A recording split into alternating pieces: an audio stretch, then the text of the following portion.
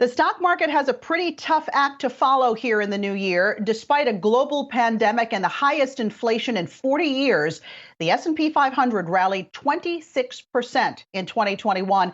That's on top of a 17% gain the prior year. So what does this new year have in store for investors? So far, we know it's off to a pretty rocky start. Well, over the next hour, we'll be speaking with some of the brightest minds on Wall Street to get their perspective on the markets and where they see opportunity for you in the new year. We're going to kick things off with Beth Ann Bovino, Chief U.S. Economist at S&P Global. Beth Ann, great to see you and Happy New Year. You know, if the past 2 years have taught us anything, I think it's taught us just how resilient Americans can be. So I'm curious how optimistic you are about the U.S. economy in 2022. Funny you should say that. I see it as we're certainly seeing a slowdown in growth from the 37-year high. But again, we're looking at growth at just under 4%, which is twice what would be considered potential or trend growth for the U.S. So we see it more as growing pains. We think households are in pretty good shape. Indeed, we're looking at a job market that is incredibly tight with wages climbing higher. Inflation is certainly going to pinch people's pocketbooks, but they are still sitting on a lot of savings because of basically stimulus from last year, as well as those strong wages that are coming to them. So what do you expect economic growth to be this year? What's your forecast? We're looking at economic growth to come to slow down to around just under 4%. That is, as I mentioned, about twice what would be considered potential or long-term growth rate. Really good numbers. We're certainly expecting to see a slowdown in housing, helped by the Fed actually ratcheting up interest rate hikes going forward. And we do see households slowing, kind of being a little bit more circumspect on purchasing because after their recovery high. Last year. So we do think them slowing down, but we don't think that they're going to shut down their pocketbooks completely.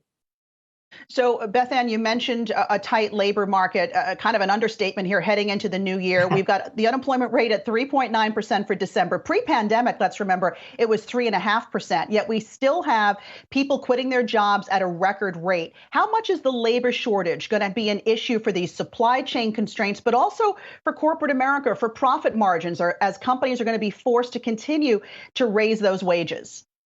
Well, we thought that the many of those people who we had earlier said that we didn't think it was tied to unemployment benefits. We saw that the real story was basically labor market exit. And when you look at the numbers today, based on the jobs report that just came out, what it was that well over half, I guess almost about 70% were largely because of labor exit. And the big factor there is prime age workers. Why are they leaving? We think a lot of it's tied to the virus. And now that we have Omicron, it's just going to mean that it's extended. The problem is still there. We think it probably won't start to soften until sometime later this year, probably in the second half of the year. That means businesses are still going to be squeezed.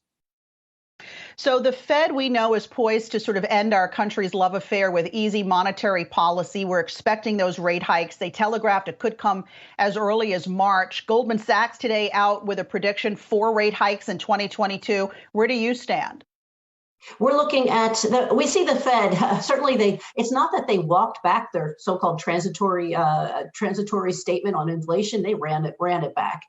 It looks like we suspect there's going to be three hikes from the Fed, the first one in May. I wouldn't be surprised if they moved it forward, largely because we do have the midterm elections, and usually the Fed doesn't like to raise rates right around that time, don't want to see that they're interfering with politics. However, we don't think they can stop. As you mentioned, with inflation at, I believe it's close to a 40-year high for one indicator, it means that they can't stop.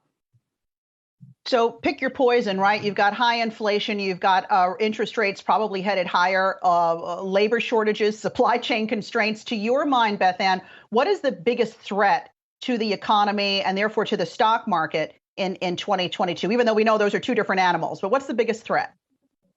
On the economy, I have to say we have a very low risk of recession. We have it at 10 to 15%.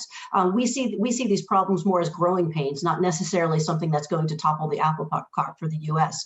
Indeed, we're looking at while inflation is certainly pinching household and businesses' budgets and pushing costs up higher.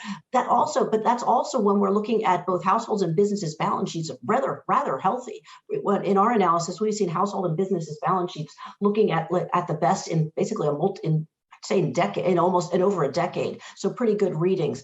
We would look at probably the biggest risk we see is inflation. The question of a rapid reinflation of the environment, something that would cause markets to unwind. That would be the risk that we would see for the U.S., but we don't necessarily see that as a long-term risk. We've got yields now over in the bond market. I think they're highest since the pandemic. We continue to see the flattening of the yield curve. And in the past, that has been a warning sign, a recessionary warning sign. Do you believe it is now? I know you just put the possibility of a recession at 10 to 15%, which I have to say sounds a little bit high to me for this year. What are your thoughts? The yield curve has been rather flat for some time. I have to say, though, the yield curve, that signal, it hasn't been wrong in a very long time. So you have to give it credit where credit is due. However, one of the reasons why we'd expect to see that you'd expect to see that yield curve flatten is partly because there's two factors. One, of course, the risk of inflation, but also there's also a question of basically investors putting their money in certain ways, and people are, in a sense, somewhat the risk, of course, what's happening abroad brings money back to the U.S. as well, meaning that the prices on basically pricing pressure on yields on bonds and yields push it down as well. So what happens abroad also matters to what happens to that yield curve here. All right, lots to look for here in the new year. Beth Ann Bovino, S&P Global's chief economist. Thanks so much for being with us.